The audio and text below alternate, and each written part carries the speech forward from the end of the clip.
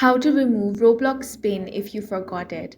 The first thing you want to do is launch open the Roblox app on your device. Now, tap on the More icon at the bottom of your screen. From here, select Help and Safety. Now tap Help. Now choose I need help with my account. Now you want to select Login. I forgot my password. Now scroll down. Here you will find Need More Help Contact Support option. Select that. Once you select that, you will have to fill out the form over here. Enter the username, first name, last name, then enter your email. Now enter it again to confirm. Now choose your device type. I'm going to select Android. Now under category, you want to select the cannot log in option. Under subcategory, choose other login issue.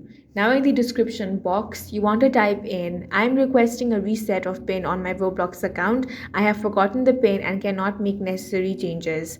Now tap on the submit option. Now wait for 24 to 48 hours for Roblox to email PIN reset instructions.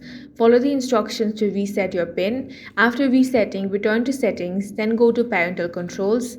Now enter the new PIN to remove or change it. That's all for this video. If you found it useful, make sure to hit the like button and subscribe for more videos like this.